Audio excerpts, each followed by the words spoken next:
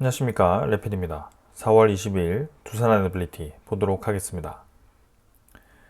증시 먼저 보겠습니다. 코스피 0.07% 하락했고요. 코스닥은 0.09% 상승하면서 마무리가 되었습니다. 오늘은 양증시 보합 수준으로 진행이 되었고요. 장 초반에 이제 하락으로 진행되었는데 마지막에 좀 반등을 하면서 보합으로 마무리가 되었습니다. 오늘도 여전히 외국인 투자자는 2,400억을 코스피에서 이탈했고요. 기관 투자자는 100억 정도 매수를 하면서 진행이 되었습니다. 코스닥은 외국인 투자자 100억 매도, 기관 투자자가 68억 매수하면서 큰 움직임 없었습니다. 코스피 지금 해외 증시 대비해서는 강한 모습을 보여주었고요. 특히 나스닥은 2.5% 정도 하락을 하면서 어제도 하락을 보였습니다. 최근에 21선을 찍고부터는 또 나스닥은 연일 하락을 하는 모습을 보여주고 있고요. 나스닥이 관세에 대한 유예로 12% 급등을 했던 그 양봉이 나오고 사실 큰 상승이 없었습니다. 그러면서 지금 나스닥의 이 지수가 이 양봉이 거의 절반 정도 반납이 되었고요. 21선을 저항을 맞으면서 계속 우하향하는 모습을 그리고 있습니다. 그래서 고점 대비해서는 여전히 지금 20% 가까이의 하락세를 보이고 있고요. 지금 그에 비하면 우리나라 증시는 강합니다. 다우 지수도 지금 2.5% 정도 빠지면서 특히 다우 지수도 상당히 큰 폭으로 조정을 받는 모습이고요. 오히려 나스닥보다 더 하락세가 강하다라고 볼 수가 있습니다. 니케이는 지금 보합 수준으로 진행이 되었고요. 사실 이제 다우 증시, 나스닥 증시가 좀 떨어지면 니케이 증시도 좀 같이 떨어지는 분위기가 나왔었는데 오늘은 크게 하락하지 않고 보합으로 진행이 되었습니다. 하지만 여전히 21선 수준에 위치를 하고 있고요. 여기서 추가적인 조정은 충분히 가능한 그런 자리입니다. 자, 그래서 지금 니케이 증시와 유사하게 우리나라 증시도 보합 수준으로 진행이 되었고요. 마찬가지 니케이와 비슷한 그림을 그리고 있습니다. 그러나 코스피도 상승폭이 그리 강하진 않고요. 21선 근처에서 자리를 잡고 있지만 여전히 하락에 대한 압박을 받을 수 있는 그런 위치입니다. 그래서 추가적인 이 증시에 대한 흐름은 아무래도 이 주요 지표들에게 쏠리게 될 거고요. 미국의 경기 흐름과 그 다음에 트럼프의 방향에 따라서 결정이 될 것 같습니다. 투자 수급을 보겠습니다. 투자 수급은 외국인 투자자가 2,400억을 매도를 했고요. 지금 뭐 계속 매도를 하고 있습니다. 며칠째 지금 4월 11일부터는 하루도 빠짐없이 매도를 했고요. 그 이전에도 많은 매도를 했습니다. 여전히 코스피에는 외국인 투자자가 유입이 되지 않고 있고 빠져나가는 그림이 형성이 되고 있습니다. 기관 투자자는 100억 정도 매수를 했고요. 투신 매수했지만 사실 뭐 큰 매수 없었고 연기금 투자자가 대부분의 매수를 보여주었습니다. 940억. 그래서 확실히 지금 연기금 투자자는 코스피를 방어를 계속 해주고 있는데요. 이게 외국인 투자자의 물량을 받아다가 방어를 하는 격이기 때문에 썩 뭔가 좋은 분위기는 아니다라는 생각입니다. 그래서 이게 일방적으로 계속 이러한 구도가 나온다면 우리나라 증시도 점점 이제 받아주는 물량이 부족하기 때문에 좀 위기가 찾아올 수도 있다. 그래서 외국인 투자자가 좀 이러한 것들을 반전할 수 있도록 만들어 주어야 되는데 계속해서 이탈을 하고 있는 그런 상황입니다. 환율 같은 경우는 1425.5원, 4원 정도 올랐고요. 마냥 떨어지지만은 않죠. 그래서 적절한 라인 지지를 하고 있고요. 드라마틱하게 쭉쭉 떨어지면 좋겠지만 어느 정도 하락선 이후에는 환율이 크게 떨어지지 않고 있습니다. 어제도 그래프를 보여드렸듯이 이미 이 전체적인 달러 지수는 우리나라 환율 대비해서는 벌써 이렇게 하락을 했습니다. 고점을 찍고 그 아래로 지금 떨어진 상황인데 우리나라 환율 같은 경우는 그 아래로 떨어지지 않고 오히려 저점을 높여가면서 진행이 되었다. 그래서 달러 지수의 그래프대로 갔다면 이미 우리나라 환율은 1250원대를 갔어야 하는 상황인데 그러지 못하고 점점 저점이 높아지고 있죠. 그 자체가 우리나라의 이제 환율의 장기적인 상승이 예상되기 때문이고 그러한 요인들이 작용을 하기 때문입니다. 그래서 이러한 부분들을 우리가 계속 주시를 해볼 필요가 있겠습니다. 장기적으로 계속 올라가기만 한다면 결국에는 코스피는 가치가 떨어질 수밖에 없고요. 원화 가치가 높아지는 것이기 때문에 외국인 투자자는 틈만 나면 이제 코스피에서 이탈을 하고 싶어 할 겁니다. 특히 지금이 좋은 기회가 될 수 있겠죠. 왜냐하면 앞으로 환율이 더 올라간다라고 보았을 때입니다. 그래서 그런 것들이 계속 부담감으로 다가오고 있다. 그리고 원달러만 지금 올라가는 게 아닙니다. 지금 일본의 엔화도 마찬가지 저점을 찍고 계속 높아지고 있습니다. 요거는 일본이 금리를 상승시켰기 때문에 더 가속화되고 있는 상황이고요. 유로화도 같이 올라가고 있습니다. 그렇기 때문에 원화에 대한 가치가 상당히 지금 약세를 보이고 있다. 미국을 상대로만 하는 게 아니라 일본, 유럽 시장으로도 지금 확실히 환율이 약해지고 있다. 이렇게 보여집니다. 자, 그래서 이러한 상황들을 우리는 주시를 해야 되고 코스피에 대한 전체적인 흐름이 별로 좋은 상황은 아니다. 이렇게 볼 수가 있겠습니다. 자, 그 다음은 코스닥 시장입니다. 코스닥도 지금 이제 뭐 코스피에 유사한 흐름을 보이고 있고요. 지금 뭐 비슷한 위치에서 횡보를 하고 있습니다. 절반 정도 수준의 반등을 했고요. 700 초반 수준에서 큰 변화 없습니다. 그래서 뭐 수급도 사실 뭐 기관 투자자 중에서도 사실 연기금 투자자는 매수를 해주고 있지만 코스피처럼 아주 적극적으로 매수하고 있지는 않고요. 금융 투자 위주로의 그런 매수 외에는 오늘도 별로 움직임이 없었습니다. 그래서 사실 뭐 코스닥은 수급보다도 전체적인 흐름이 중요하고요. 지금은 코스피와 유사하게 그냥 흘러가고 있습니다. 그래서 이러한 움직임들이 좀 개선이 되기 위해서는 이런 하락에 대한 원인이 해결되어야 되는데 지금은 그런 상황이 나오지 않고 있습니다. 자, 그리고 지수 선물 보겠습니다. 선물 지표는 지금 뭐 0.7%, 0.8% 정도 이렇게 올라가고 있고요. 아까 상승폭이 좀 더 컸는데 상승폭을 줄여가면서 진행을 하고 있습니다. 자, 그래서 확실히 미국 증시는 하락폭에 대비해서 상승폭이 약하다라는 것을 계속 볼 수 있고요. 이러한 상황이 계속 이제 이어지는지 봐야 될 것 같습니다. 원자재 가격을 보시면 오늘도 금값은 사상 최고치를 달리고 있습니다. 3,468원. 장중에는 이제 3,500원 가까이 또 올라갔었고요. 그만큼 지금 시장에 대한 불확실성을 지금 금에 대한 매수로 이렇게 해소를 하는 듯한 모습입니다. 지금 4월 7일만 하더라도 3,000달러였는데요. 10% 이상이 올라가는 모습입니다. 지금 시장에서는 금에 대한 거의 투기성의 매수로 지금 접근이 되고 있고요.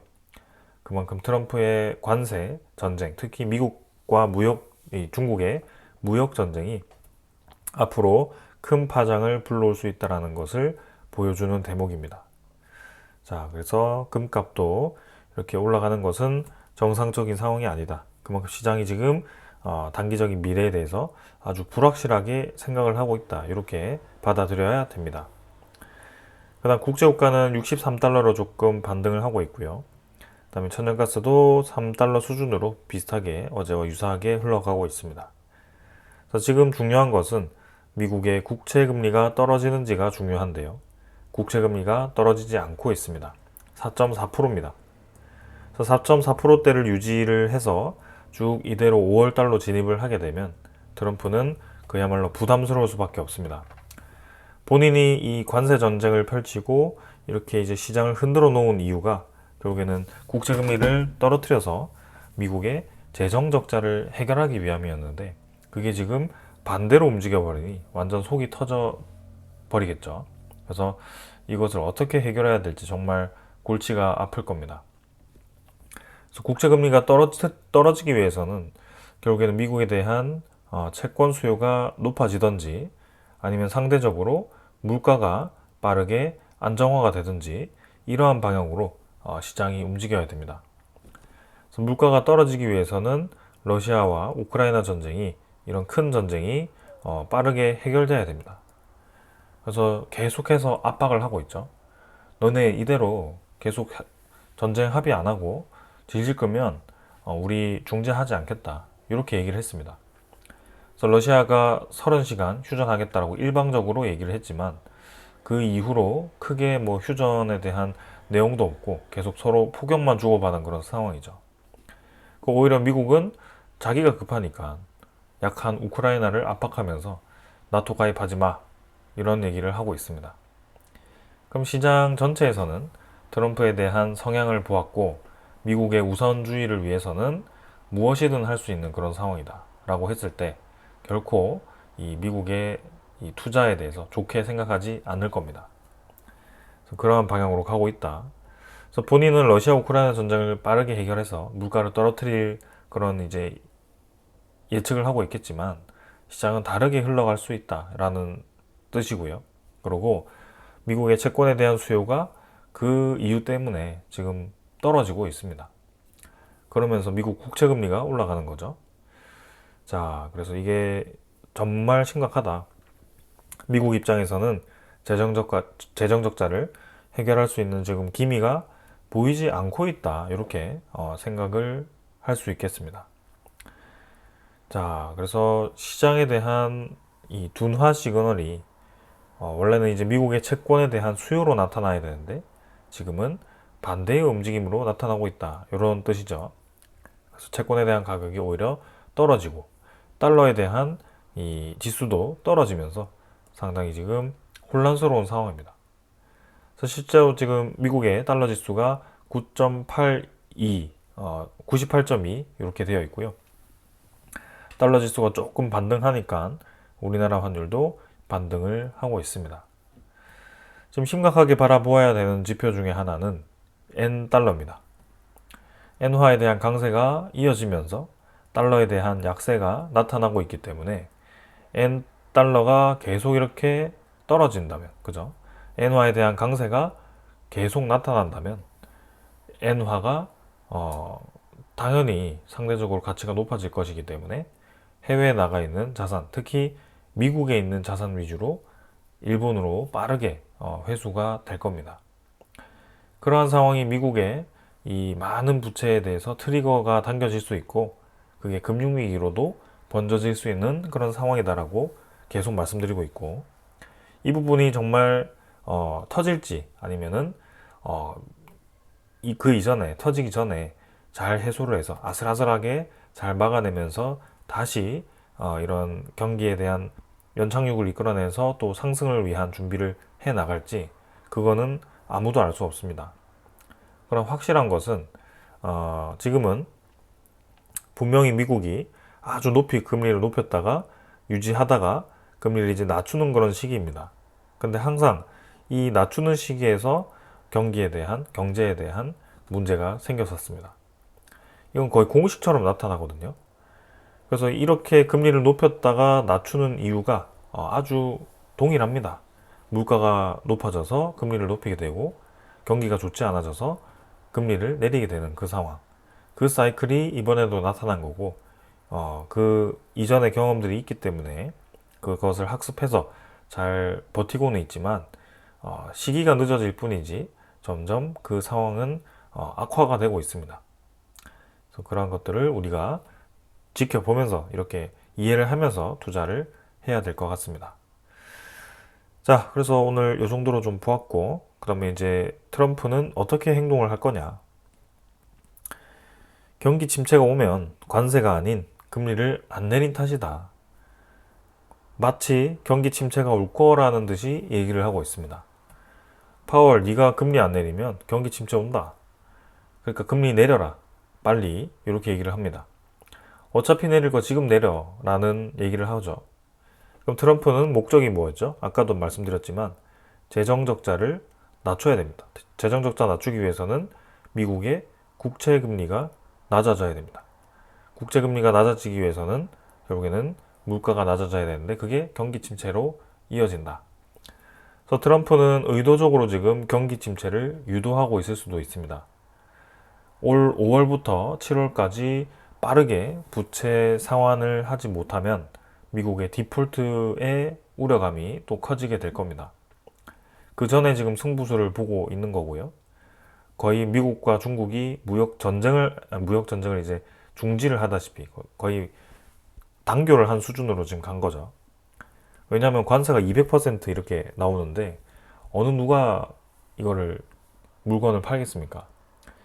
그러니까 이런 상황을 극단적으로 만들어서 빠르게 경기 침체를 유도해서 결국에는 금리 인하를 유도를 하거나 혹은 경기 침체로 인해서 이 국채 금리가 낮아지거나 이러한 상황을 만들려고 하는 것 같습니다. 근데 지금 경기 침체가 올 거라고도 보고 있지만 미국의 시장 금리는 결코 떨어지지 않고 있습니다. 그래서 지금 트럼프가 굉장히 다급한 것 같고요. 파월 의장을 압박하지만 오히려 본인에게 압박을 하고 있는 건 아닌가. 그래서 경기가 이제 본격적으로 좋아지지 않고 있다 보니 소매업체 CEO들과 회동을 하게 됩니다. 그래서 관세 전쟁에 대한 유탄 때문에 이 CEO들을 다독이고 있고요. 실제로 트럼프 지지율도 상당히 많이 타격을 받았죠. 그래서 이런 부분들을 우리가 생각해야 된다. 그러면서 이제는 뭐 태양광 패널까지도 3,520%까지 관세를 부과하겠다. 동남아 4개국에 대해서 계속 이러한 상황을 만듭니다. 그래서 관세를 부과하는 것이 정말 이 큰 그림을 그리고 있는 것처럼 보이고 결론적으로 보았을 때 이 다 같이 힘들자라는 얘기를 하는 것 같습니다. 그래서 우리 부채를 줄이기 위해서 니네가 부채를 획기적으로 가져가던가 아니면 이렇게 경기 침체가 와서 다 같이 힘들고 같이 이렇게 부채를 또 탕감하자, 나누자 이렇게 얘기를 하는 것 같습니다. 그래서 그 상황이 후자가 되었든 전자가 되었든 둘 다 지금 힘든 상황이 되었고요. 트럼프가 어떠한 생각을 하는지 계속 한번 따라가 보도록 하겠습니다. 그러나 그 어떠한 생각을 하든 간에 결코 주식시장에는 좋은 상황은 아닌 것 같다라는 생각입니다. 자, 오늘 여기까지 시장에 대한 분위기 살펴보았고요. 종목으로 넘어가도록 하겠습니다. 두산에너빌리티 보겠습니다. 400원 하락했고 1.5% 하락해서 25,650원으로 마무리가 되었습니다. 자, 오늘도 뭐 사실 큰 움직임은 없었고요. 증시가 조금 조정을 받는 듯 하면서 두산에너빌리티도 하락을 했습니다. 특히 어제 나스닥 지수가 좀 떨어졌고 두산에너빌리티와 관련된 전력 관련 종목들, 그 다음에 SMR 관련 종목들이 크게 떨어졌습니다. 근데 그에 반해서는 두산에너빌리티는 상대적으로 잘 선방을 한 것으로 보여지고요. 특히 우리나라 이 전력 관련 종목들, 전선 관련 종목들이 최근에 조정을 좀 받고 있습니다. 그래서 두산에너빌리티가 상대적으로 강세를 보이고 있긴 한데 확실히 이제 계속해서 상승을 이어가기는 좀 어렵지 않겠나라는 생각이 좀 들고요. 일단 저점을 찍고 빠르게 주가를 올려놓긴 했습니다. 그러나 계속 우리가 찝찝하게 생각했던 것은 이전에 올라갈 때와는 다르게 거래량이 상당히 지금 부족하다라는 것을 볼 수가 있습니다. 이게 지금 이제 아무래도 거래소가 좀 나뉘면서 그렇게 보이는 걸 수도 있는데요. 확실히 좀 강하게 물량을 끌어올리면서 올라가는 느낌은 아니다, 이렇게 생각이 됩니다. 그래서 아직까지는 잘 버티고는 있는데 분명히 이전에도 이 26,000원, 25,000원 부근에서 시장에 대한 리스크와 함께 뚝뚝 떨어지면서 거의 일주일 반 만에 주가가 2만원대까지 떨어졌었거든요. 그래서 지금 그러지 않으리라는 법은 없습니다. 그래서 그러한 부분에 대해서 우리는 생각을 해야 되고, 여기서 뭐 잘 버텨서 결국에는 쭉 올라갈 수도 있다, 이렇게 생각을 하지만 사실 뭐 지금 와서 제가 이 차트를 선을 그으면서 뭐 여기서 이 양호구름 돌파해서 그러면 올라간다, 이 저항 라인 뚫고 올라가면 올라간다, 이렇게 말씀을 드릴 수가 없는 것이, 결국에는 처음부터 이 떨어질 때부터 올라올 때까지 모든 이 상황들이 두산에너빌리티와는 사실 크게 관련이 없었습니다. 오히려 이 양봉 하나가 맥쿼리에 대한 리포트가 나오면서 올라가긴 했지만 그 외에는 사실 그런 상황이 만들어지지 않았습니다. 그래서 지금도 언제든지 시장이 좋지 않으면 떨어질 수도 있고 시장이 오히려 반등을 하면 또 올라갈 수도 있습니다. 그래서 그러한 이 분위기들이 다 시장에 달려 있기 때문에 지금은 이 차트에 대해서는 크게 분석하지는 않겠습니다. 일단 거래량은 전날보다도 감소를 했고요. 이제 연이어 상승을 하던 부분에서 조금 이제 상승폭을 줄이고 하락을 보여줍니다. 그래도 크게 지금 올라간 것 대비해서는 많이 떨어뜨리진 않고 있는데요. 일단 내일 시장 방향을 또 한번 살펴보면서 대응을 해야 될 것 같습니다. 자, 이제 투자 수급을 보겠습니다. 수급은 오늘도 외국인 투자자는 매도를 했습니다. 아무래도 코스피 전체에서 계속 빠져나가고 있고요. 8만 7천 주 정도 매도가 나왔습니다. 기관 투자자도 20만 주 정도 매도 나왔는데요. 금융 투자가 16만 주 정도, 그 다음에 연기금 투자자가 8만 3천 주 정도 매도하면서 계속해서 매도가 나옵니다. 그래서 매수로 좀 힘을 주던 투신 사모펀드도 오늘은 좀 보수적으로 접근을 하는 모습이었고요. 아무래도 저런 수급들은 시장이 좋지 않거나 좀 단기적인 수익을 노리고 들어오는 수급들이 이기 때문에 사실 큰 기대를 하기는 어렵다. 그래서 장기적으로 지금 이 외국인 투자자가 좀 빠지고 있다는 것이 결코 좋은 움직임은 아니다라는 생각을 계속하게 됩니다. 그래서 지금은 시장에 대한 안정화가 우선이다. 그리고 공매도 잔고를 보겠습니다. 잔고는 뭐 계속 10만 천주죠. 똑같이 유지되는 것이 지금 공매도 거래가 실제로 이 잔고에 큰 영향을 주지 않고 움직이는 것인지 이렇게 집계가 어떻게 되는 것인지 좀 헷갈리는 상황이고요. 일단은 뭐 크게 늘어나지는 않고 있다 이렇게 보여집니다. 그래서 넘어가도록 하고요. 그 다음은 대차 잔고 보도록 하겠습니다. 일단 뭐 시간의 거래는 200원 정도 올라서 25,850원으로 진행이 되고 있고요. 대차 잔고는 상환이 조금 더 많았습니다. 30만 주 정도로 상환이 진행이 되었고요. 2,300만 주 정도로 유지하고 있습니다. 대차 잔고 뭐 크게 최근에는 의미 있게 줄지는 않고 있고요. 네, 계속 주시를 해보겠습니다. 거래원은 뭐 꾸준히 외국인 투자자가 매도를 해주고 있고요. 오늘도 메릴린치가 매도를 했습니다. 최근에는 신한증권, 메릴린치, JP모간 이러한 수급들이 빠져나가는 모습을 보여주고 있고요. 종목 상세로 보면 일단 오늘 플러스로 전환을 하긴 했습니다. 그래서 매도가 크진 않았고 일단 플러스로 전환했고 23.5% 정도 수준으로 보유를 유지하고 있습니다. 그래서 단기간에 좀 외국인 투자자가 지분을 많이 줄이긴 했는데 여기서 크게 더 줄이지 않고 또 한번 이제 상승시키기 시작하는지 아니면 꾸준히 이제 지분을 좀 줄이면서 장기적으로 차익 실현을 하는지 그런 것들을 살펴보도록 하겠습니다. 오늘은 뭐 큰 움직임 없었기 때문에 빠르게 기술적인 부분들을 넘어가도록 하고요.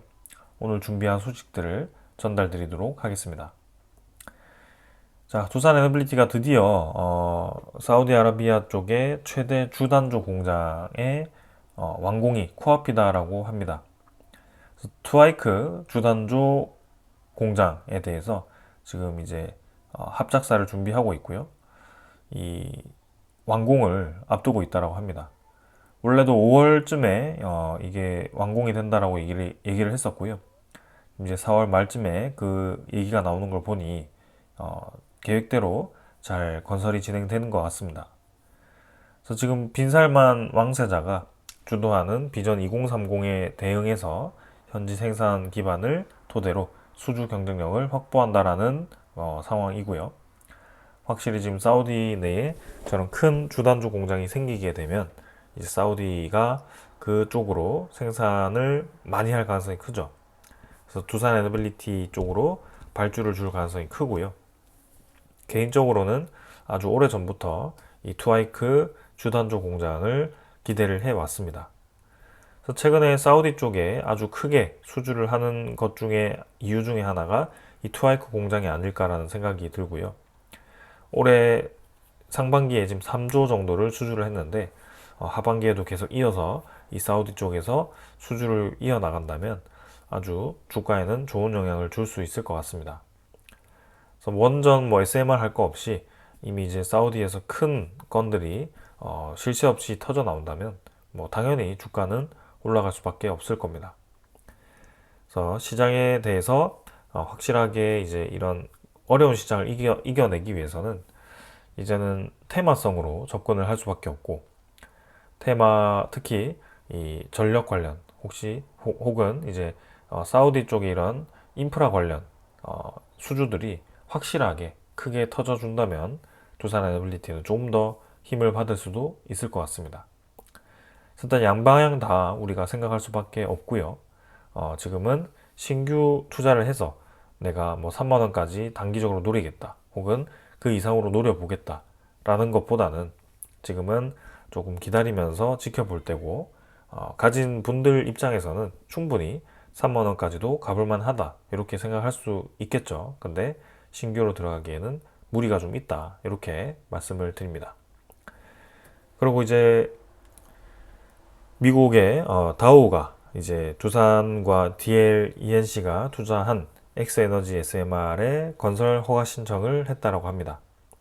그래서 미국의 다우 공장에 XE100을 건설하게 되고요. 요 내용은 오래전부터 내용이 나왔고, 이제 NRC에 건설 허가 신청을 접수를 했고, NRC에서 승인을 하게 되면 이제 착공을 할 수 있게 될 겁니다. 그래서 엑스에너지도 계속 시장을 넓혀가고 있고요. 두산에너빌리티는 사실 뉴스케일 파워와 먼저 계약을 했기 때문에 뉴스케일 파워에 대한 시장이 더 커져야 되는데요. 최근에 들어서는 사실 이 뉴스케일 파워가 이름이 별로 들리지 않고 있습니다. 루마니아, 그 다음에 몇 개 다른 국가에다가 같이 입찰한 그 건들 외에는 사실 미국 시장 내에서 뉴스케일 파워가 이 모델이 적극적으로 쓰인다라는 내용이 별로 나오지 않고 있습니다. 그러나 개인적으로는 이제 올해 NRC에 대한 인증 결과가 나올 거고, 그게 통과가 된다면 이제 미국에서 최초로 NRC 인증을 받은 소형 모듈 원전에 대한 이 모델이 되기 때문에 그 힘을 받아서 조금 더 상업화를 힘쓸 수 있지 않을까, 그런 생각도 해봅니다. 그래서 뉴스케일 파워가 좀 힘을 내줘야 될 것 같고요. 한번 기다려 보겠습니다. 자, 그 다음 이제 우리나라도 해상풍력에 대한 시장을 계속 노리고 있습니다. 그래서 오늘도 신안 앞바다에 세계 두 번째 규모의 해상풍력 단지가 들어선다라고 하고요. 정부가 신안 해상풍력 단지를 집적화 단지로 공식 인정을 했고, 원전 3기 수준의 전기 생산을 할 수 있도록 이 20조 원 규모의 풍력 단지를 지금 신안 앞바다에다가 설치를 한다라고 합니다. 자, 그래서 20기가와트라고 한다면 두산에너빌리티가 지금 10메가와트급을 준비를 하고 있는데 30기가와트네요. 30기가와트라고 한다면 이 10메가와트급을 거의 1000개, 3000개죠. 300개는 300개. 그래서 300개를 설치를 해야 됩니다.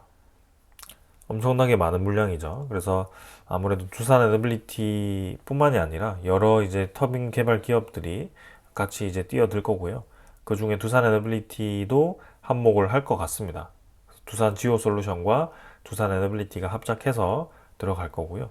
그리고 두산에너빌리티는 지멘스 가매사와 그 다음에 또 다른 이제 해외 기업들과 또 협력을 해서 OEM으로 나세를 조립한다든지 그런 것들을 할 거기 때문에 이 풍력 시장에서도 계속해서 매출을 올릴 겁니다. 그래서 전망은 굉장히 좋습니다. 아주 기술력을 많이 확보를 해놔서 장기적으로 보았을 때 전력 시장에서 쉽게 두산에너빌리티가 뛰어들 수 있고 수주를 할 수 있을 것 같은데요. 이 시장만 좋았다면 10조 뿐만이 아니라 15조, 20조까지도 향후 계속 점진적으로 수주량을 늘릴 수 있을 거라고 예상을 했을 것 같습니다. 정말 이제 큰 걸림돌 중에 하나인 시장에 대한 불확실성이 지금 다가왔고, 시장에 대한 불확실성은 언제나 있었다라고 얘기를 하시는 분들도 있겠지만 그 언제나가 사실은 얼마나 크게 왔는지는 표현을 하지는 못합니다. 불확실성에 대해서는 언제나 있겠지만 지금처럼 불확실성이 컸던 적은 없다라는 말씀을 좀 드리고 싶고, 그렇기에 국제 금값이 저렇게 사상 최고치를 달하고 있고 우리나라의 국내 금값도 사상 최고치를 보여주고 있기 때문에 그런 이유가 분명히 있을 거라고 보고 있고, 네, 여기에 대해서 우리가 시장에 맞서서 공격적으로 투자할 이유는 없다. 그래서 지금은 가진 자의 영역에서 여유롭게 대처를 할 필요가 있을 것 같고, 신규로 진입하고 싶으신 분들은 조금 보수적으로 그리고 여유를 가지면서 투자를 해 보시면 좋을 것 같습니다.